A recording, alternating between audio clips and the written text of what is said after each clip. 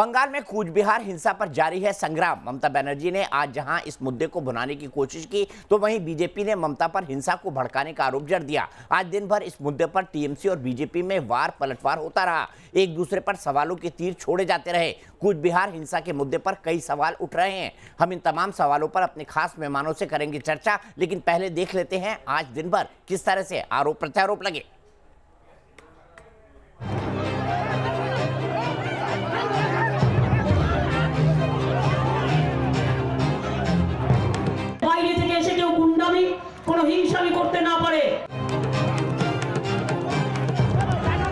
अगर आप वो भाषण न करती तो 4 युवा सीआरपीएफ पर हमला करने का हिम्मत करते क्या?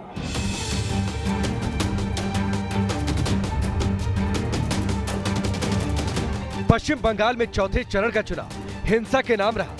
कूच बिहार के सीतलकुची में हिंसा की आग ने 4 लोगों की जान ले ली।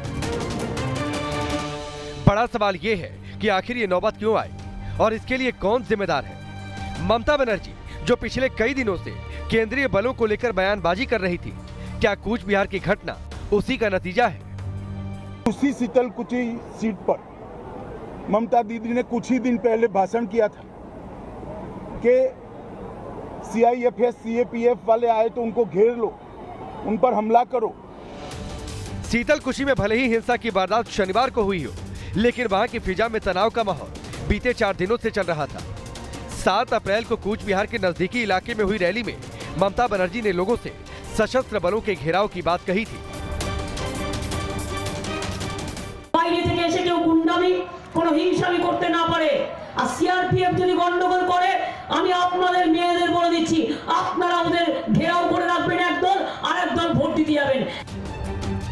अब ममता का 8 अप्रैल को दिया गया बयान भी सुनिए, जो उन्होंने नंदीग्राम की चुनावी रैली में दिया था। Free and fair election এবং public should be allowed to cast their vote. CRPF should not obstruct them. I respect the CRPF. Which CRPF? Who are real Jawans. But I don't respect the BJP CRPF who are doing the nuisance, beating the women and killing the people and harassing the people. I don't support them. इतना ही नहीं, पहले दौर के चुनाव के बाद से ही ममता अपनी रैलियों में लगातार केंद्रीय बलों पर अत्याचार करने और महिलाओं को परेशान करने का आरोप भी लगाती रही है।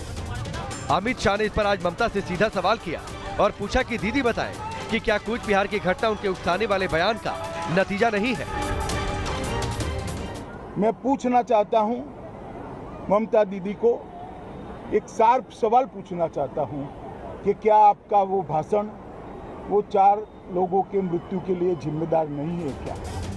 सिर्फ ममता ही नहीं, टीएमसी नेता रविंद्रनाथ घोष ने भी कूच बिहार की हिंसा से एक दिन पहले 9 अप्रैल को भड़काऊ बयान दिया, जिसमें उन्होंने कहा था वोटर पोलिंग बूथ पर लाठी के साथ जाएं और सीआरपीएफ पर नजर रखें ताकि सीआरपीएफ कोई गड़बड़ी ना कर सके। सवाल यही है कि क्या ममता और उनके नेताओं के भड़काऊ बयान चौथे दौर में हुई हिंसा के लिए जिम्मेदार है? सीतलकुची पर अब सियासत भी शुरू हो गई है। ममता ने आज वहां जाने की कोशिश की, लेकिन चुनाव आयोग की सख्ती के कारण उनका चॉपर वहां नहीं उतर पाया। ऐसे में ममता ने बाकायदा आज काला दिवस मनाया और चुनाव आयोग को मोदी कोड ऑफ कंडक्ट जैसा नाम रखने की सलाह दे डाली। सवाल यही है कि क्या ममता जिम्मेदारी से बचने के लिए इस तरह के हथकंडे अपना रही है? आज बैटल ऑफ बंगाल में इन्हीं सवालों का जवाब तलाशने की कोशिश करेंगे टीम न्यूज़ नेशन। और इसी पर बात करने के लिए हमारे साथ कई सारे खास मेहमान जुड़ गए। हमारे साथ वरिष्ठ पत्रकार दिल्ली से एनके सिंह साहब हैं, मेरे साथ सुबीर भौमिक हैं जो कि वरिष्ठ पत्रकार हैं, और कोलकाता से हमारे साथ जुड़े हुए हैं डॉक्टर निखिल प्रसून सिंह, भारतीय जनता पार्टी के प्रवक्ता मेरे साथ हैं, विजय मिश्रा प्रवक्ता टीएमसी मेरे साथ हैं, और साथ ही साथ मेरे सहयोगी धीरेन्द्र पुंडीर कोलकाता से मेरे साथ बने हुए हैं। सबसे पहले विजय मिश्रा जी, जो सीतलकुची में कहा था ममता जी ने कि भाई एक धड़ा पहले जाए और घेर ले सीआईएसएफ को या सीआरपीएफ को, उसके बाद दूसरा जाके छप्पा मारे, फिर दूसरा धड़ा जाए और फिर वो उनको घेर ले और उसके बाद दूसरा धड़ा वोटिंग कर ले, तो ये वही हुआ। इसी तरह की हिंसा सीतलकुची में हुई है। अमित शाह कह रहे हैं कि इसके लिए ममता बनर्जी जिम्मेदार हैं। ममता का वो स्टेटमेंट हम आपको सुना चुके हैं, दीदी का वो स्टेटमेंट। आप बताइए, आपके नेताओं के उकसाने के चलते यह हिंसा की कार्रवाई तो नहीं हुई है? सरासरी बेबुनियादी बात वो लोग कर रहे हैं। हम लोगों ने कहीं भी छप्पा वोट की जो बात वो कर रहे हैं, ऐसा कुछ भी नहीं है। लेकिन आपने यहाँ उकसाया तो था ना सीआईएसएफ के खिलाफ कि गलत कर रही है, गलत कर रही है, महिलाओं को मार रही है, हत्या कर रही है। शांति से सुनिए, शांति से यहाँ मतदान हो रहा है और यहाँ जो है कोई जवान, जो लोग सुरक्षा में यहाँ शांति से चुनाव कराने के लिए वो आए हुए हैं, अगर किसी को गोली चलाते हैं, बहुत ही मैं इसकी निंदा करता हूँ, क्योंकि गोली जो है, गोली चलाने के पहले आप लाठी चला सकते थे, आप आंसू गैस के गोले छोड़ सकते थे। सीआईएसएफ के जवानों के पास लाठी नहीं होती, माफ कीजिएगा, सीआईएसएफ के जवानों के पास आंसू के गोले भी नहीं होते। विजय मिश्रा जी, दोनों नहीं होता उनके पास। उनके पास वो पैरामिलिट्री फोर्स है। मैं उनके पास देखा है लाठी। बहुत ऐसे सीआईएसएफ के जवान है जिनके पास लाठी भी है, सीएपीएफ के जवान है जिनके पास भी लाठी देखा गया है, क्योंकि वो लोग लाठी चुनाव में इसका उपयोग कर रहे हैं। और कहीं भी हमारी पार्टी ने किसी को उस्काया नहीं है। पार्टी ने यह कहा है कि जो जवान, कुछ ऐसे भी जवान है, मैं जवान जो है देश के, आपके इस आरोप को चुनाव आयोग डिटेल्ड इन्वेस्टिगेशन के बाद इनकार कर चुका है। नंदीग्राम में दीदी ने आरोप लगाया था, नंदीग्राम में दीदी ने आरोप लगाया था, चुनाव आयोग ने कहा कि सुरक्षा बल सिर्फ अपना काम कर रहे हैं। अमित शाह जी के इशारे पे चल रहा है, इसमें तनिक भी कोई और बंगाल हार गए तो ये आप यही कहेंगे कि बंगाल की जनता अमित शाह के इशारे पर वोट कराई? सुनिए, बंगाल हम लोग हार नहीं रहे हैं। यह जो है बीजेपी के जो नेता और कुछ लोग जो भ्रम में हैं, उनका भ्रम 2 तारीख को टूट जाएगा। चुनाव जो है यहाँ बंगाल में टीएमसी की सरकार बनेगी, यहाँ की जनता यह तय कर चुकी है। लेकिन जो भाजपा के जो सारे फोर्स जो यहाँ लगे हुए हैं बंगाल को दखल करने के लिए, तमाम जवानों को मैं सैल्यूट करता हूँ, जवानों को मैं सलाम करता हूँ कि जवान जो है, सब जवान वैसे नहीं है। और वही जवान को जो और उन्हीं जवानों से राइफल छीनने की कोशिश हुई शीतलकुची में, उन्हीं जवानों से जिनको आप सलाम कर रहे हैं, उनसे राइफल छीनने की कोशिश हुई शीतलकुची में। कहीं सुनिए, कहीं कोई राइफल छीनने की कोशिश नहीं हुई। ये सारा जो है, जो भी ब्लेम है, बेबुनियाद है। अरे आपके एसपी ने कहा, इलेक्शन ऑब्जर्वर ने कहा, सब लोगों ने बयान दिया, चुनाव आयोग का भी यही बयान है कि राइफल छीनने की कोशिश हुई, उसके बाद गोली चलानी पड़ी। चुनाव आयोग, सुनिए, चुनाव आयोग जो है बीजेपी के इशारे पे काम कर रहा है। तो फिर जब चुनाव आयोग बीजेपी के इशारे पर काम कर रहा है तो आपके जीत की उम्मीद तो खत्म हो जाती है ना। फिर क्यों चुनाव लड़ रहे हैं? बहिष्कार कर दीजिए। अगर चुनाव आयोग बीजेपी के इशारे पर काम कर रहा है तो आपकी जीत की उम्मीद खत्म हो जाती है ना। आपके जीत की उम्मीद खत्म हो जाती है, वो तो ईवीएम भी बदल देंगे। जनता इसका जवाब देगी, जनता जवाब देगी, यह पक्का है कि जनता जवाब देगी। ठीक है, डॉक्टर निखिल प्रसून के पास चलता हूं। निखिल प्रसून जी, इनके नेताओं ने बिल्कुल नहीं उकसाया, ये दावा कर रहे हैं कि इनके नेताओं ने बिल्कुल नहीं उकसाया और शीतलकुची में राइफल छीनने की कोशिश भी नहीं हुई, जो चुनाव आयोग के मार्फत बयान आया है। जी नमस्कार। देखिए, सत्ता शीर्ष पर बैठे हुए लोगों के द्वारा किया गया ऐसा आचरण शायद स्वतंत्र भारत के इतिहास में बड़ा ही विरला होगा, क्योंकि देखिए, हाथ से फिसलती हुई सत्ता को वापस पाने की उत्कंठा ने सत्ता शीर्ष पर बैठे हुए एक व्यक्ति को इतना नीचे गिरा दिया कि उन्होंने लोगों को अपना हथियार के रूप में इस्तेमाल करना शुरू कर दिया। जिस तरह 7 तारीख को माननीय मुख्यमंत्री महोदया का बयान आया, ठीक उसी तरह कुछ घंटों के बाद ही उसी तरह लोगों ने सीआईएसएफ को घेरा और जब क्विक रिस्पांस टीम वहां पर आई, तब एक तरह से उनसे छीनने की प्रक्रिया में लोग शामिल हुए और इसके बाद अंततोगत्वा सीआईएसएफ को यह बल इस्तेमाल करने के लिए मजबूर होना पड़ा। इस तरह गरीब लोगों को अपने हथियार के रूप में इस्तेमाल करके तृणमूल ने जो राजनीतिक पाप किया है, उसका प्रायश्चित कदापि संभव नहीं है। इसलिए इस मामले की इलेक्शन कमीशन को उच्च स्तरीय जांच करनी चाहिए और इस बयान के माध्यम से जो लोगों में ऐसी भावना जागृत हुई, उसका भी अनुसंधान होना चाहिए, ताकि भविष्य में कोई भी राजनीतिक व्यक्ति या नेता ऐसी हिमाकत ना कर सके, जिससे कि लोगों को इस तरह उकसाया जा सके और लोगों को अपनी राजनीतिक जो हिंसा है उसका शिकार बनाया जा सके। आप देखिए, एक के बाद उनका एक मंत्री भी हैं जिन्होंने, आपने बताया कि आपने जो कहा, जो नॉर्थ बंगाल के, उन्होंने ये कहा कि लाठी लेकर के आप सीआईएसएफ के साथ जाइए। उससे पहले भी जो भी केंद्रीय संस्था है, चाहे इलेक्शन कमीशन हो, चाहे सुप्रीम कोर्ट हो, चाहे सीएजी हो, चाहे सीबीआई हो, चाहे ईडी हो, सब पर आपका विश्वास है। आप चुनाव की प्रक्रिया में इतना ज्यादा आप अविश्वास करते, पूरे देश पर आपका विश्वास है और अब तो तो बंगाल की जनता पे आपका भरोसा उठ गया। एक्सीडेंट को साजिश बताती हैं और ठीक है। इस तरह से एक तरह से पॉलिटिकल थिएटर क्रिएट कर दिया गया है, ठीक जिससे है। हम लोग घोर निंदा मैं करते हैं। सीधे विजय मिश्रा जी के पास फिर चलता हूं। विजय मिश्रा जी, आरोप अमित शाह ने यह भी लगाया है कि जो आनंद बर्मन जिनकी मौत जो है पोलिंग स्टेशन के अंदर हुई, जिसके बाद ये हिंसा फैली, उसको ममता दीदी ने फोन नहीं किया, लेकिन 4 जो दूसरे मजहब के लोग हैं, 4 जिनकी पुलिस फायरिंग में मौत हुई, ममता दीदी ने अपना वोट बैंक बनाने के लिए, मुस्लिम तुष्टीकरण के लिए उनको तो फोन कर दिया, लेकिन आनंद बर्मन के परिवार से बात करना उन्होंने उचित नहीं समझा। क्या वो बंगाल के निवासी नहीं है? हमारे लोकल जो वहाँ के टीएमसी के नेता हैं और ये अमित शाह जी जो है, इनका जो भी ब्लेम है वो सारा सरी माने गलत है। अरे भाई, मैं आपको ममता एक जी वीडियो ने फुटेज आनंद दूंगा। बर्मन के परिवार से बात क्यों नहीं आपको एक की? वीडियो- मैं मेरे सिर्फ पास- ये जानना मेरे चाहता पास एक हूँ, वीडियो- ममता बनर्जी ना, जी ना, ने मेरे पास आनंद एक बर्मन वीडियो के परिवार से फुटेज बात है, क्यों नहीं दी? जिसमें लॉकेट चटर्जी के साथ और बर्तन में चुचुड़ा बोल रही हैं, उसका वीडियो फुटेज मेरे पास है, मैं दे दूंगा अभी, अगर आप कहें तो मैं आपको भेज दे रहा आनंद हूं। जी, मैं इनसे और भी यही ये लोग सवाल, जो है- लॉकेट चटर्जी का ना, ना, सवाल ये मैं लोग इनसे झूठ पूछ बोल लूंगा। रहे हैं। ना, ना, मुझे ये ये लोग झूठ बताइए, बोल रहे हैं। आनंद बर्मन के परिवार से ममता बनर्जी ने वीडियो कॉल क्यों नहीं किया? 4 मुसलमान बच्चों के परिवार से वीडियो ना, कॉल ऐसी- क्यों किया ऐसी- जिनको ऐसी कोई बात सीआईएसएफ की नहीं है, गोलियां लगी? ऐसी सुनिए, ऐसी कोई बात नहीं है। अच्छा, तो मुझे बता दीजिए कि नहीं, ममता बनर्जी ने आनंद बर्मन के परिवार से भी बात की? जो है वोट पोलराइज करने के लिए इसको जो है ऐसा षड्यंत्र कर रहे हैं, ऐसी कोई बात नहीं है। इनका एक सांसद जो है अपने गाड़ी का कांच तोड़ रहा है, उसका वीडियो फुटेज है हमारे पास, और इन लोगों के पास कुछ है नहीं। इन लोगों ने तो बंगाल के लिए कुछ किया नहीं। किसी भी तरह वोट को पोलराइज करो, ऐसा ये लोग राजनीतिक खेल खेल रहे हैं। ठीक है, यही इनका सीधे षड्यंत्र सीधे है, मैं इनकी सीधे मैं राजनीति इसी है। बात को लेकर डॉक्टर निखिल प्रसून के बाद चलता हूं। डॉक्टर निखिल प्रसून जानबूझ के हिंदू मुसलमान में बांटने की कोशिश कर रहे हैं, इसीलिए अमित शाह जी ने आरोप लगाया कि भाई आनंद बर्मन के घर तो नहीं गए जिसकी मौत हुई पोलिंग बूथ के अंदर, और जो 4 मुसलमान लड़के मारे गए उनके घर से वीडियो कॉल कर लिया ममता बनर्जी ने। क्या इसके पीछे भी राजनीति है? यह आरोप मेरा नहीं, अमित शाह जी का है।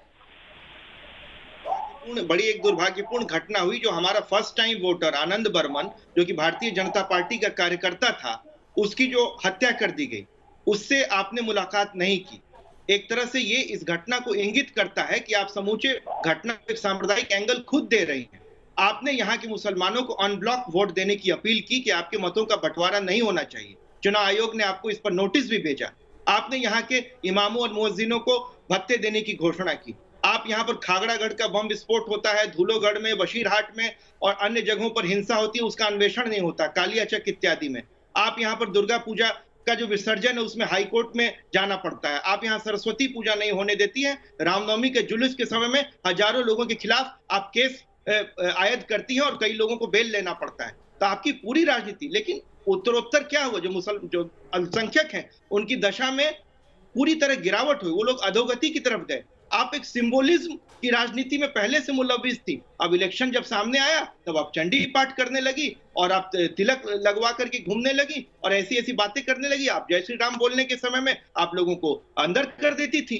तो आपकी राजनीति जो बनावटी राजनीति है, तो वो इस तरह नहीं है। हम सेक्युलर इसलिए नहीं है कि रात के अंधेरे में आपने संविधान की प्रस्तावना में धर्मनिरपेक्षता लिखवा दिया। हम लोग सेक्युलर हैं क्योंकि हम लोग सनातन के ध्वजवाहक हैं। हम लोग नेचर से, अपनी प्रकृति से सेक्युलर हैं। अच्छा, डॉक्टर निखिल प्रसून, ये भी बता दीजिए, क्या लॉकेट चैटर्जी ने अपना ही गाड़ी का शीशा अपने खुद तोड़ा? क्योंकि आरोप लगा रहे विजय मिश्रा कि हमारे पास फुटेज है, लॉकेट चैटर्जी खुद अपनी गाड़ी का शीशा तोड़ रही हैं। मैं दे दूंगा, मेरे पास है।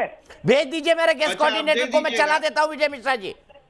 ठीक है, मैं भेज कुछ दे रहा हूं। दिनों बाद आप ये कहिएगा कि वही शीतलकुची एरिया में जिस वक्त हमारे प्रदेश अध्यक्ष माननीय श्री दिलीप घोष पर जो हमला हुआ, भीषण और जानलेवा हमला था, जिस तरह से उन्हें हेलमेट पहनना पड़ा और कांच तोड़े गए, आपने बंगाल के लिए क्या किया है? 5 ऐसे क्या वो भी कार्य गिनाए था? आपके पास है कोई?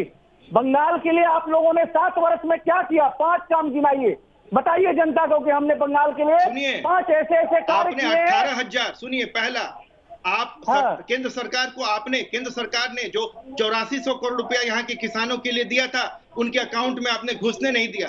1900 करोड़ रुपया जो जल जीवन मिशन का था, उसे खर्चा नहीं किया। 1,000 करोड़ रुपया जो अम्फन का आया। दिसंबर में बैंक का सारा डिटेल हम लोगों ने भेजा है। आपने जी नहीं, किया। ऐसा नहीं, एक चिट्ठी लिखा था, केवल एक चिट्ठी लिखा था आपने। एक चिट्ठी लिखने से नहीं होता है, सारा डिटेल्स देना पड़ता है। और सुनिए, जो जल जीवन मिशन है उसका आपने 1900 करोड़ रुपए का इस्तेमाल नहीं किया। अम्फन में जो 1000 करोड़ रुपए है उसे आपने बर्बाद कर दिया। जो आयुष्मान भारत योजना है उसे आपने लागू नहीं किया। 25,000 करोड़ रुपए का जो रोड है, जो नेशनल हाईवे में 25,000 करोड़ रुपए हम लोग इन्वेस्ट करने जा रहे हैं, 20,000 करोड़ रुपए हम लोग कोलकाता के लिए करने जा रहे हैं। यहाँ के जो दलित भाई हैं, एक एक करके विजय जी इतने उत्तेजित ना होइए। डॉक्टर निखिल प्रसून, हम दोनों से रिक्वेस्ट करता हूँ एक दूसरे पर ना बोले। निखिल जी कंक्लूड करिए, मुझे बाकी गेस्ट के पास भी जाना है। देखिए, मैं 5 नहीं, मैं अभी अगर आपको कार्यक्रम हो तो मैं 50 चीज ऐसे गिनवा सकता हूँ जिसकी केंद्र सरकार ने यहाँ लागू किया है अपने तरफ से, लेकिन यहाँ की सरकार ने बाधा डालने की प्रक्रिया शुरू कर दी। और हमारे संकल्प पत्र में आपने तो सरकार का पैसा रोक के रखा है, 50,000 करोड़ जो बंगाल का पैसा। चलिए अब आप रिपीट कर रहे हैं, ये भी विजय मिश्रा जी, ये भी एक हकीकत है कि केंद्र की योजनाओं को अपने राज्य में लागू नहीं होने दिया। इस फैक्ट को सभी लोग जानते हैं। एक मिनट, मुझे सुबीर भौमिक जी के पास जाना है। रुकिए विजय मिश्रा जी, मैंने आपको इनफ मौका दिया, मैं आऊंगा उस पर। सुबीर भौमिक जी, मुझे ये बताइए, कल शीतलकुची में जो कुछ हुआ और अब जिस तरह से आनंद बर्मन का मुद्दा गृह मंत्री उठा रहे हैं, इसका आने वाले फेजेस में क्या असर पड़ेगा आपके हिसाब से पश्चिम बंगाल में? दीपक, 3 चीज मैं पहले बोल देता हूँ। आनंद बर्मन वाला सवाल और इसका इम्पैक्ट जो है पुलिस फायरिंग का, उसका जवाब जरूर। इसका दोनों तरफ जो है, दोनों साइड से पोलराइजेशन यानी कि ध्रुवीकरण की कोशिश हो रही है और ये जाहिर है। और इसका जो है फायदा ये ध्रुवीकरण का किस तरफ होगा ये आपको भी पता है, मुझे भी पता है, क्योंकि इसका जो मुस्लिम एरिया है उसमें इसका फायदा जो है वो बेशक तृणमूल को होगा, क्योंकि दीदी ने जो बोला था फायरिंग के चलते अब वो और जोर शोर के साथ कह रहे हैं और ये लोग मान भी रहे हैं, मतलब उन इलाकों में, कि केंद्रीय बल जो है वो बीजेपी का फोर्स है, जो नैरेटिव उनका है। दूसरे तरफ ये आनंद बर्मन का मुद्दा को लेकर जो दूसरे लोग हैं जो मुस्लिम नहीं है वो भाजपा की तरफ जा रहे हैं, तो ये ध्रुवीकरण का कोशिश दोनों तरफ से हो रहा है। एक चीज मैं आपको बताता हूँ, ये सीआरपीएफ वाला जो मुद्दा आपने कहा ना, क्योंकि मैं भी किसी जमाने में फोर्स में रहा हूँ जर्नलिज्म में आने से पहले। सीआरपीएफ बेसिकली रायट पुलिस हुआ करता था। आने वाले कई सालों में खास तौर से कश्मीर और ये माओइस्ट, इसके बाद ये लोग पैरामिलिट्री बनाया गया है। एक चीज मैं आपसे जिक्र करूंगा, एक स्टैंडर्ड ऑपरेटिंग प्रोसीजर होता है, जो वल्नरेबल एरिया है वहां इनका डिप्लॉयमेंट हथियार के साथ हो, बेशक इसमें कोई शक नहीं। बट हम कल आपके प्रोग्राम खत्म करके वोट देने के लिए गए थे, क्योंकि ये कलकत्ता का जादवपुर यूनिवर्सिटी का इलाका जो है, यहाँ मेरा वोटिंग केंद्र था। यहाँ बहुत पीसफुली इलेक्शन हो रहा था, एकदम अंतिम चरण में हम जाकर वोट दे पाए, क्योंकि 6 बजे तक तो आपके प्रोग्राम में थे, 6:30 में वोटिंग बंद होता है। तो वहां जब हम गए तो यहाँ बिल्कुल पीसफुल वोटिंग हो रहा था, बट लोग हथियार के साथ थे।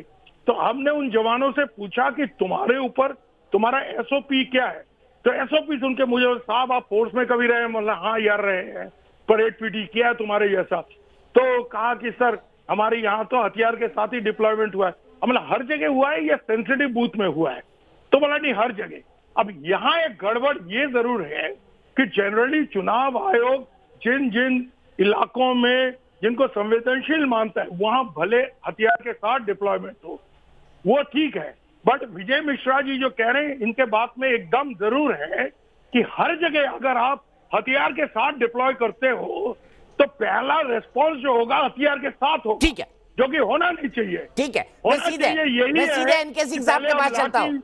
आंसू गैस अगर वो सब नहीं है तो पहले ही जो फर्स्ट रिस्पॉन्स, अगर बुलेट के साथ आपको मजबूरन करना पड़ रहा है क्योंकि आपके पास दूसरा कुछ नहीं है, तो जो जवान कंधे में राइफल कैरी कर रहा है वो साइड में लाठी भी कैरी कर सकता है, ऐसी बात नहीं है। ठीक है, एनके सिंह साहब, क्या पैरामिलिट्रीज का एसओपी ये होता है कि वो लाठी के लेकर जाए, आंसू लेकर जाए और रॉयट पुलिस या लोकल पुलिस की तरह बिहेव करे, या जो भी पैरामिलिट्री फोर्सेस इलेक्शन के लिए जाती है उन सबको हथियार अनिवार्य होता है? आपको आर्म्स लेके जाना है, आंसू का भले नहीं ले जाए, बट एक चीज जरूर है दीपक कि अपना ये लाठी बेशक कैरी कर सकते हैं, आंसू गैस का थोड़ा प्रॉब्लम। सीआरपीएफ में दंगे काफी ज्यादा होने लगे, मंदिर आंदोलन चला था और उस समय दंगे पूरे देश में हो रहे थे, तो सीआरपीएफ ने एक रैपिड एक्शन फोर्स डेवलप किया। रैपिड एक्शन फोर्स दंगा वाला फोर्स था और उसका पर्पस भी यही था। उस समय जब ये पैदा हुआ था तो पहली बटालियन इलाहाबाद में बनी थी और रैपिड एक्शन फोर्स इस पर्पस के लिए ही बनाया गया था। जो एसओपी इसका होता है बहुत सिंपल है, ऐसा नहीं। पर यहाँ पर रैपिड एक्शन फोर्स नहीं था, यहाँ सीआईएसएफ था जो कि इंडस्ट्रियल सिक्योरिटी के अंदर आता है और बकायदा उसका मैंडेट होता है कि वो हथियार लेके जाए अगर मैं गलत नहीं हो तो। मैं शीतल कुची की बात कर रहा हूं। नहीं, बिल्कुल हम दूसरी बात कह रहे हैं, हम किसी और के बारे में कह रहे हैं। यहां पे केस बिल्कुल डिफरेंट था, हम लोग शायद डेविएट कर रहे हैं। यहां पे 400 लोग अगर उनके पास हैंड बॉम्ब्स है, आप जानते हैं कि वेस्ट बंगाल में कुटीर उद्योग है बम बनाना, उस समय जो हमारा फोर्स होता है वो एसओपी से नहीं गवर्न होता, क्योंकि अगर 4 या 10 की वो है, एक सेक्शन सिर्फ है और वहां पे 400 आदमी आ गए हैं, तो आप सोचिए कि उस समय क्या वो लाठी चला सकता है, क्या वो लाठी से कंटेन कर सकता है। लिहाजा मैचिंग फोर्स देना पड़ता है कंटेन करने के लिए। एसओपी ये है, अगर 4 आदमियों को घेर लिया है, 4 सीआईएसएफ के जवानों को घेर लिया है, तो पहला काम करेगा वो गोली चलाएगा और वो सेल्फ डिफेंस में अलाउड है, उसके लिए मजिस्ट्रेट की जरूरत नहीं है जो सीआरपीसी में प्रोविजन है। लिहाजा इस बात को समझना चाहिए कि अगर एक सेक्शन वहां पे खड़ी है उसकी सीआईएसएफ की या सीआरपीएफ की या किसी भी सीएपीएफ की, तो उस समय अगर 400 आदमी उन्हें घेर रहे हैं और खतरा यह है कि उनके पास बॉम्ब्स हो सकते हैं जिसका खतरा था, तो उस समय वो गोली ही चलाएगी, वो कुछ और नहीं चला सकती। तो पहला तो ये बेसिक बात क्लियर होनी चाहिए। उस समय एसओपी बिल्कुल डिफरेंट होता है। सेल्फ डिफेंस में ये सीआरपीएफ में भी प्रोविजन है मुझे कि सेल्फ डिफेंस में आप मजिस्ट्रियल और परमिशन की वो नहीं करेंगे। ठीक है, मैं ब्रेक के बाद आऊंगा क्योंकि मुझे ब्रेक लेना मजबूरी है, लेकिन एसओपी को सबसे बेहतर समझाएंगे धीरेन्द्र, क्योंकि पिछले 25 साल से वो मिलिट्री, पैरामिलिट्री और साथ ही साथ लोकल पुलिस कवर करते रहे। धीरेन्द्र से शुरुआत करेंगे ब्रेक के बाद। तो हम बात कर रहे हैं कूच बिहार में हुई हिंसा की। अमित शाह ने आरोप लगाया है कि कूच बिहार में हिंसा के पीछे ममता बनर्जी का अपने कैडर को भड़काना है कि जहां भी सुरक्षा बल यानी पैरामिलिट्री फोर्सेस के लोग मिले उनका घेराव कर लो। ये अपील उन्होंने नंदीग्राम में की थी और कल कूच बिहार में भी जब घेराव हुआ, हाथ में उनके हथियार थे, तब सीआईएसएफ को गोली चलानी पड़ी। ऐसा चुनाव आयोग का वर्जन है। सीधे अपने पैनल को इंट्रोड्यूस करता हूं। मेरे साथ एनके सिंह साहब है, वरिष्ठ पत्रकार, सुबीर भौमिक के वरिष्ठ पत्रकार कोलकाता से, मेरे साथ विजय मिश्रा है टीएमसी से, और डॉक्टर निखिल प्रसून सिंह है जो कि भारतीय जनता पार्टी के राष्ट्रीय प्रवक्ता हैं। सीधे मैं चलता हूं सबसे पहले सुबीर जी के पास। सुबीर जी, जहां तक मेरी जानकारी है, मैंने किसी भी इलेक्शन के अंदर, मेरे ख्याल से मैं 1992 से सभी इलेक्शंस कवर कर रहा हूं, 1992 से 2021 तक किसी भी पैरामिलिट्री के जवान को बूथ पर बिना हथियार के नहीं देखा। बिना हथियार का नहीं, बट हथियार के साथ लाठी भी होता है साहब। वो स्टैंडर्ड एक आउटफिट किटिंग आउटफिट होता है जिसमें इस साइड में राइफल स्ट्रिंग करके रखते हैं और इस साइड में लाठी लगा के रखते हैं। इसका मतलब यही है कि साहब पहला ऑप्शन आपके पास लाठी होना चाहिए, मतलब नॉन लेथल ऑप्शन जिसको कहते हैं। उसके बाद में लेथल ऑप्शन आता है। सिंह साहब सही कह रहे हैं कि अगर आपको 4 या 5 जवान को अगर 400 लोग घेर रहे हैं, हमला कर रहे हैं, बकायदा फायरिंग करना पड़ेगा। बट मेरा कहने का मकसद ये नहीं था कूच बिहार में क्या हुआ। मेरा कहने का मकसद था हर बूथ में सिर्फ हथियार के साथ अगर बंदा है तो उसका फर्स्ट रिस्पॉन्स हथियार से ही होगा, और वो अपने आप में खतरनाक चीज है। उसमें ये लगने लगता है लोगों को कि ये फोर्स जो है एक ऑक्यूपेशन फोर्स जैसा है। एक तो लैंग्वेज का गैप है ही है, दूसरे साथ अगर आप पूरी तरह से हथियार लगा के गश्त लगा रहे हो, हथियार लेके खड़े हो और एग्रेसिवली थोड़ा बहुत बात कर रहे हो, हालांकि हर जगह ऐसा नहीं है, हम जहां गए बूथ पे बहुत अच्छी तरह से लोग पेश आए, बट कई जगह लैंग्वेज का जो गैप होता है उससे भी बात बिगड़ जाती है।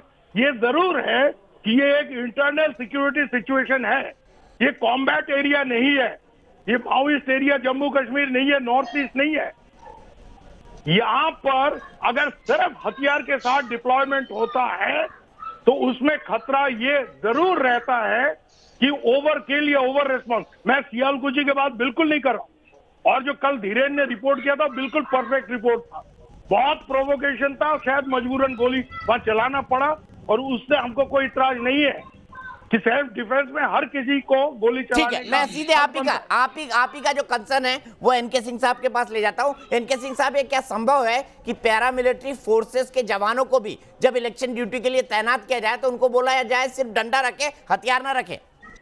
नहीं, हथियार रखेंगे, बिल्कुल हथियार रखेंगे, पर डंडा भी रखेंगे। चलिए, हथियार भी रखे और डंडा भी रखे, बिल्कुल रख सकते हैं। बिल्कुल, हम आपको दिखा दें कैसे रखा सकते हैं। सुबीर बिल्कुल सही कह रहे हैं। आप बैटन रखे, बैटन दूसरे पर्पस के लिए होता है, डेटरेंट फोर्स होता है, हमेशा चलाने के लिए नहीं रखे। हाँ, लेकिन इसका ओवर यूज भी ना हो, तो इसके लिए एसओपी जो पूरा पढ़ाया जाता है एडमिनिस्ट्रेशन में इनके, तो ये है कि एक तो कम संख्या में रहे ही नहीं आप। मान लीजिए कि 400 आदमी का आपको मौत को कभी भी हो सकता है इलेक्शन टाइम में, लिहाजा 4 या 1 सेक्टर कम से कम रहे वहां पे, और उसके साथ सिविल पुलिस है जो आसपास रहे, जो डेटरेंट इफेक्ट है। यहाँ पे ये गलती हुई कि बहुत कम सी फोर्स और अचानक मॉब वहां चला आया। अब इसके पीछे क्या है? ममता बनर्जी से पूछा जाए, नंदीग्राम में जब आपने सेंटेंस यूज किया कि हमारे आदमियों को की हत्या कर रहे हैं, एक भी आपने एविडेंस दिया कि क्या सीआरपीएफ ने हत्या की है? हत्या मौजूद किया है। आप इस तरह राजनीतिक मंच से खड़े होकर कुछ भी बोल के निकल जाएंगे। मुझे लगता है कि एक और मॉडल कोड ऑफ कंडक्ट में एडिशन होना चाहिए कि अगर आपने किसी संस्था पे आरोप लगाया तो जिस जगह के लिए आरोप लगाया है, अगर आप जीतती हैं, आपका कैंडिडेट जीतता है या आरोप लगाने वाले का कैंडिडेट, तो वो इलेक्शन नल एंड वाइड कर दिया जाएगा, जिससे से ये हो जाएगा। ममता बनर्जी इलेक्शन कमीशन से लगा रही है, वो होम मिनिस्ट्री से लगा रही है, सीआई स्पेशल फोर्सेस से लगा रही है, कोई बात नहीं, आप लगाइए, लेकिन लिख के ले लिया जाए कि अगर ये नहीं हुआ और आप जीतती हैं तो आप सरकार नहीं बनाएगी, क्योंकि आपका ये सारे बैलेट वाइट माना जाएगा। पहले ये, दूसरा, आप हर बार जब भी कह रही हैं इन इंस्टीट्यूशन को एक भी प्रूफ आप इस तरह का लिखा तो दीजिए कि बैट हुआ है। आप इंस्टीट्यूशन को डिमोलिश कर दे रही हैं, आप कहती उनको घेर लो, आप जैसे ही घेर लो करेंगे तो जो लिंकअप एलिमेंट है वो लिंकअप एलिमेंट वाकई उसमें चले जाएंगे उस वोट में, और उस दिन ये गोली चलानी पड़ेगी कि कॉन्ग्रेचुलेशन ऑफ ठीक है, और ये सीक्वेंस बदलना चाहिए। सीधे धीरेन्द्र के पास चलता हूं। क्या धीरेन्द्र, जो पैरामिलिट्री फोर्सेस होती हैं वो हथियार के साथ अपने पास लाठी भी रखती हैं, और क्या पैरामिलिट्री फोर्सेस को ये भी ट्रेनिंग होती है कि नहीं भाई पहले लाठी का इस्तेमाल करो, स्टैंडर्ड ऑपरेटिंग प्रोसेस को देखो? और दूसरी बात, क्या बिना हथियार के भी पैरामिलिट्री फोर्सेस को तैनात किया जाता है पोलिंग बूथों पर, शांतिप्रिय पोलिंग बूथों पर? मैं ये कह दूं, देखिए, नहीं, ये सारे सेंसिटिव बूथ थे दीपक जी, ये पूरी क्लैरिटी के साथ था कि इनको हथियार के साथ वहाँ रहना है। अगर आप कूच बिहार के बूथ देखेंगे तो उनका सारा जो शीतलकुची और ये तमाम सेंसिटिव बूथ्स में आते हैं, और यहाँ हथियार के साथ फुल फ्लेज रहना होता है। और यहाँ जिस तरह का आपने देखा होगा, जिस तरह की वायलेंस का था, तो उस समय ये पहले से अंदाजा था कि किस तरह के वहाँ प्रोसीजर्स है। इसके साथ साथ ये भी है कि सीआरपीएफ ने कुछ समय से, ये शुरुआत में सीआरपीएफ में हुआ था, जबकि वो जो वहाँ कश्मीर में पत्थरबाजी और उन तमाम से निपटने के लिए आपने देखा होगा शील्ड और लाठी इस तरह से दी गई थी। नॉर्मली जो सीआरएसएफ है या दूसरी फोर्सेज है वो हथियार के साथ वहाँ तैनात होती हैं, उनके साथ कुछ यूनिट लाठी की ज़रूर रखी जाने लगी है, पिछले कुछ समय का प्रोसेस है। लेकिन बूथ सेंसिटिव था, और शीतलकुची की घटना में चूंकि हम वहीं मौजूद हैं, जो उसके कुछ देर बाद ही हम लोग वहाँ पहुँच गए थे, जिस तरह से देखा गया था कि किस तरह से वहाँ भीड़ पहुँची, तो उसने तोड़फोड़ करने के बाद ये नहीं किया कि वो किसी तरह की नारेबाजी कर रही थी या किसी तरह का उसमें उनको संभलने का मौका या जिस तरह का मौका दिया जाता जो सुरक्षा बलों को, कि वो दूसरे कोई मेथड अपनाने की कोशिश करते, क्योंकि क्यूआरटी भी वहाँ पहुँची थी, वो उस युवक को लेकर गई थी जो अपने आप से गिरा था, जिसको बेहोश हो गया, जिसका कोई रिश्ता इस पूरी उस घटना से नहीं था। जिसके बाद ये अफवाहें वहाँ इकट्ठी की गई और अफवाहों को लेकर वो भीड़ वहाँ पहुँची थी, और उसने बाकायदा ईवीएम तोड़े, और उसके बाद दरवाज़ा तोड़ा गया, और उसके बाद हमला किया गया। और हमला करते वक्त ये नहीं देखा, स्नैचिंग की जा रही थी हथियारों की, जो सबसे खतरनाक बात थी, क्योंकि वो सारे हथियार हथियार जो है बेहतर हथियार होते हैं और उसको स्नैच करने का मतलब आप समझ रहे हैं कि उसका इस्तेमाल भी किया जा सकता है। उस भीड़ को रोकने के लिए ये मजबूरी थी और ये मैं इसलिए कह रहा हूँ क्योंकि इस घटना में सिर्फ जो सीआरपीएफ या सीआईएसएफ या पैरामिलिट्री फोर्सेस नहीं, चूंकि इसके बाद का ऑपरेशन जो भी था वहाँ वेस्ट बंगाल पुलिस थी। वेस्ट बंगाल पुलिस के डीआईजी रेंज सिलीगुड़ी जो बाकायदा नाम जिनका अनप्पा है, जिन लोगों ने बाकायदा इंटरव्यू देते हुए उसी वक्त वहीं बताया कि किस तरह से आत्मरक्षा में ये फायरिंग करनी पड़ी। चूंकि वेस्ट बंगाल की जिस पुलिस के लिए लगातार कह रही थी ममता बनर्जी या तमाम लोग इसके कहना चाहते हैं कि उनको किस तरह से प्रेशर करके सेंट्रल मिलिट्री फोर्स को ऊपर रखा गया है, इस बात की क्लैरिटी वहां साफ थी कि किस तरह से उस भीड़ ने न केवल हथियार छीनने की कोशिश की बल्कि उनकी जान भी खतरे में थी। उस एजेंसी वहां जितने सुरक्षा बल थे, लिहाजा ये मजबूरी थी उस वक्त गोली चलानी थी। अभी भी जांच, चूंकि मैं पोस्टमार्टम रिपोर्ट की कोशिश कर रहे थे हम लोग ये देखने की कि वहां किस तरह से वो गोली चली थी ये भी पता चलेगा, लेकिन स्थिति बहुत खराब थी। और अब आप वहां जाएंगे, कोई भी जो भी कह रहे हैं इस तरह की बात की हथियार से पहले वहां लाठी डंडा का इस्तेमाल, उस तरह की स्थिति वहां नहीं थी। ये सेंसिटिव बूथ था और पहले से उससे पहले सुबह एक बूथ नंबर 106 पर एक युवक की हत्या हो चुकी थी। यानी अगर हम कूच बिहार की उस स्थिति को देखें तो वहां ये सवाल बेमानी होता है। हाँ, ये जरूर सचिन भौमिक जी का कहना सही है कि पिछले कुछ समय से लाठी रखी जाने लगी यूनिट के तौर पर, इसलिए क्योंकि इस तरह की स्थिति में उसका इस्तेमाल कर सकते हैं। दीपक जी, ये बात थी। अगर हम इसकी बात करते हैं प्रोसीजर्स की, और एक बात जो मैं ज़रूर शेयर करना, मतलब मुझे लगता है कि ये जो बयानों की बातचीत हो रही है मैं उस पर ज़रूर बात करने की कोशिश करूंगा कि बंगाल में इस तरह के बयान देते वक्त हम लोग ये भूलते हैं कि बंगाल के बयान, चूंकि जिस तरह का बयान दिया जाता है उसमें हो सकता है आप चुनाव आयोग के या अदालत के उससे मैसेज से बाहर आते हो, लेकिन जिस तरह की हिंसा बाद में आपके बयान से होती है, क्योंकि आपका समर्थक ये नहीं जानता कि इसका मैसेज क्या है। इसी बंगाल में मैं इससे नहीं जोड़ रहा हूँ, लेकिन सिर्फ जो पॉलिटिशियंस जो सत्ता में बैठते हैं उनको ये समझना होता है कि 16 अगस्त 1940 में डायरेक्ट एक्शन डे को आप कोर्ट में किस तरह कह सकते थे और यहाँ किस तरह उसका मैसेज गया था। उसी तरह का मैसेज जिस तरह से पैरामिलिट्री फोर्सेस पर हमले की बात है सीधे तौर पर, मतलब बिना किसी उसके लाग लपेट के, हो सकता है वो अपने आप को बता सके कि हम किस लिए कह रहे हैं, लेकिन मैसेज समर्थकों तक यही जाता है जो कल दिखाई दिया। जब घेरने की बात कही थी तो बकायदा कहा था ममता बनर्जी ने, आप चाहे तो विजय मिश्रा आपको मैं बाइट सुना सकता हूं, जिसमें उन्होंने कहा था हमारे समर्थकों की हत्या कर रही है सीआरपीएफ, जबकि एक भी ऐसा इंसिडेंट नहीं हुआ था। आखिर आपके बड़े नेता झूठ क्यों बोल रहे थे इस मामले में? सबसे बड़ी बात है कि जो अपने धीरेन्द्र जी जो बात बोल रहे हैं दीपक बाबू, गोली जो है पैर में भी चलाई जा सकती है, गोली सीने में और सर में नहीं, हवाई फायर भी किया जा सकता है। सर, हवाई फायर 3 बार किया गया वहां, आपको जानकारी नहीं है? तो आप डायरेक्ट अगर सीने में गोली चलाई जाए, ठीक है, डायरेक्ट सर में गोली चलाई जाए। धीरेन्द्र बताइए, क्या पैरों में गोली नहीं चलाई जा सकती थी? बताइए, आप ग्राउंड जीरो पर मौजूद है। विजय मिश्रा का सवाल है। मैं इसलिए विजय जी मेरा सिर्फ ये कहना, क्योंकि जो भी मारे गए, सुनिए विजय जी, मैं सिर्फ ये कहना चाहता हूँ कि चुनावी हिंसा में अगर हो आपका कल के घटना का जिसमें सीएपीएफ अगर घिरे हुए हो, अगर आप दिखाए तो पिक्चर क्लियर हो जाएगा, अगर आपके पास है तो। ठीक है, विजय जी देखिए विजय जी, एक बात मैं आपको साफ कर देता हूँ।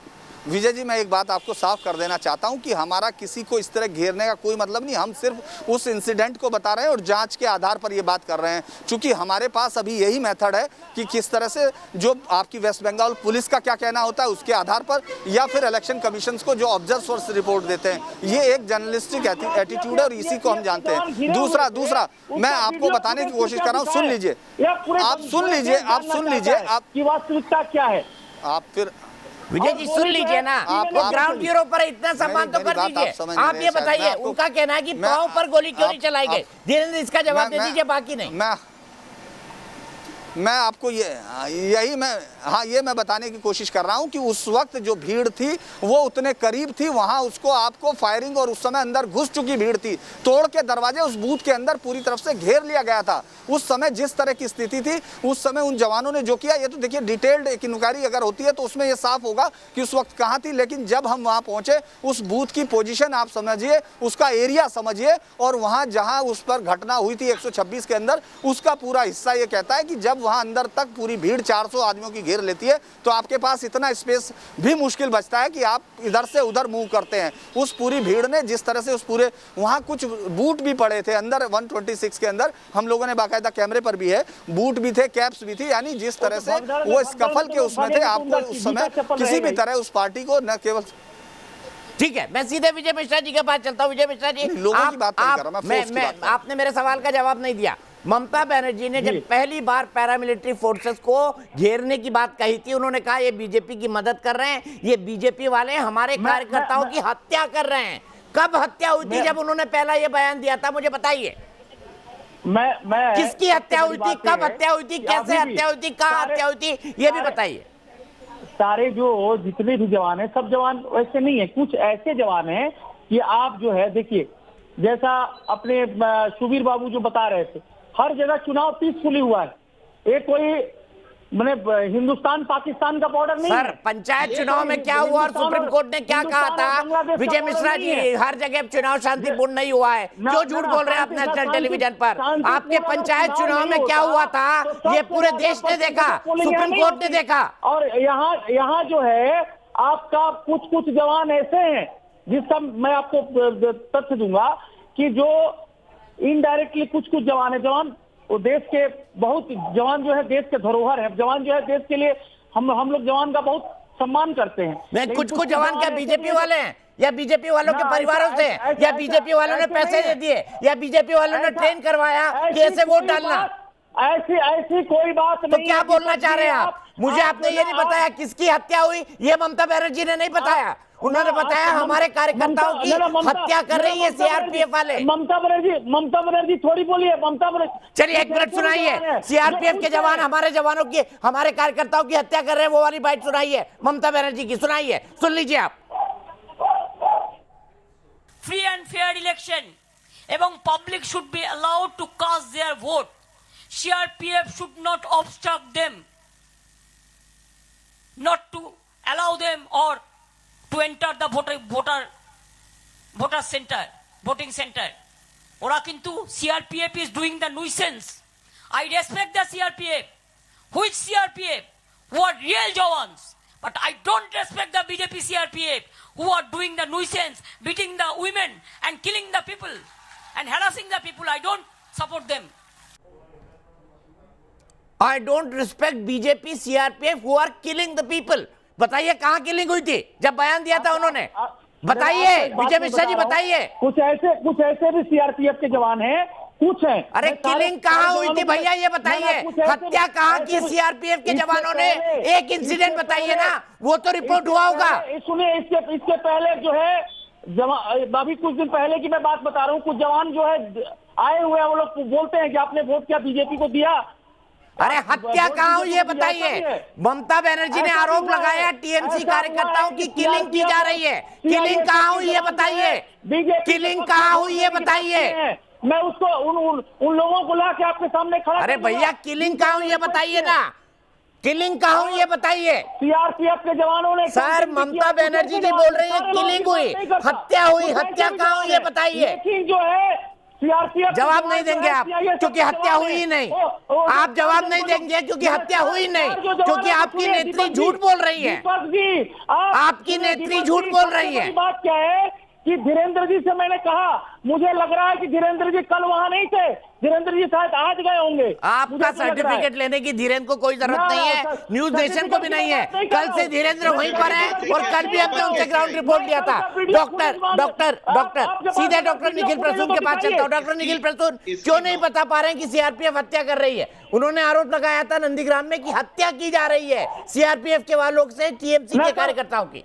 न कल 4 जन की तो हत्या हुई है, कल हुई ना, उससे पहले कहाँ हुई थी? क्योंकि मिथ्यापूर्ण आरोपों के आधार पर जो अपनी राजनीति कर रहे हैं उनका भंडाफोड़ होने जा रहा है। और इस चुनाव में जितने ये सूडो सेकुलरिस्ट हैं, जितने अपोलोजिस्ट हैं, उनकी राजनीतिक दुकान बंद होने जा रही है इसके चुनाव के परिणामों के बाद। दूसरी बात कि ऐसी नौबत क्यों आई, ऐसी नौबत क्यों आई कि कमर में गोली, पैरों में गोली चली क्यों नहीं, डंडा क्यों चला, तो यहाँ क्यों, अरे ऐसी नौबत क्यों आई क्या आप इस बात को सत्यापित करने का प्रयास कर रहे हैं कि जनता को भड़काया जाए, लेकिन पूरी तरह भड़काया जाए, ये सब चीज उचित है, लेकिन जब जनता घेराव करे और सीआरपीएफ और सीआईएसएफ को 4 लोगों को 5 लोगों को 400-500 लोग घेराव करें तो उन पर लाठी चार्ज हो या कमर के नीचे वो लोग निशाना साधे हैं, लेकिन उस हद तक भड़काने को आप जायज ठहरा रहे हैं। अरे इसकी नौबत क्यों आई?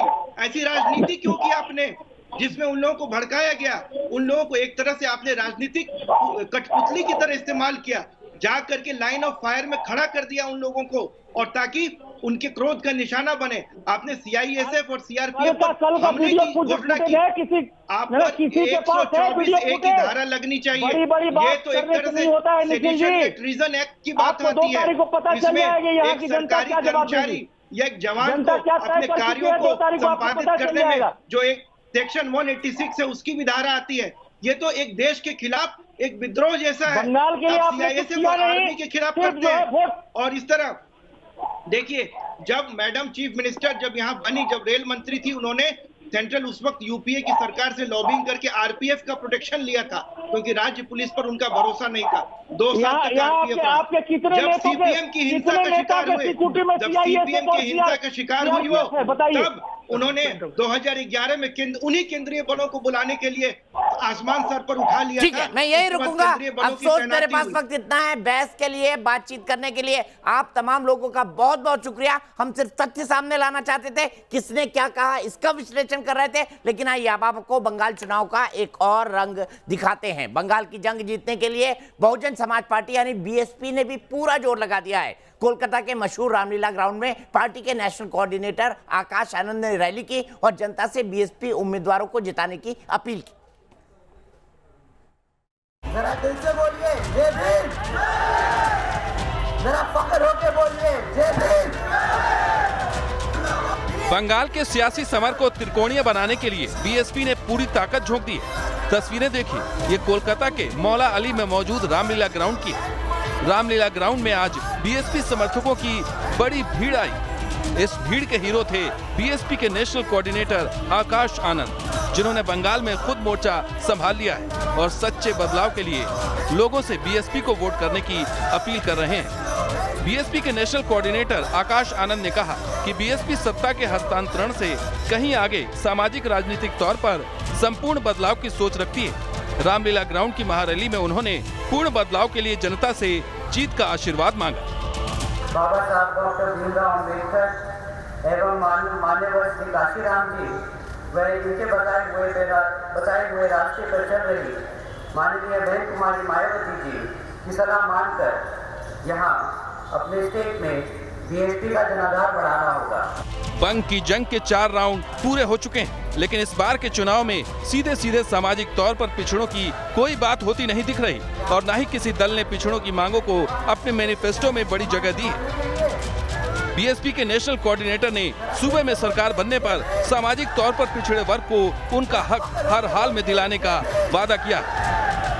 मजदूर, छोटे व्यापारी, कर्मचारी एवं मेहनतकश लोगों को भी लाभ दिलाना चाहते हैं तो फिर आप लोगों को बाबा साहब डॉक्टर भीमराव अम्बेडकर एवं मान्यवर श्री काशीराम जी व इनके बताए हुए रास्ते पर चल रही माननीय बहन कुमारी मायावती जी की सलाह मानकर यहाँ अपने स्टेट में बीएसपी का जनाधार बढ़ाना होगा।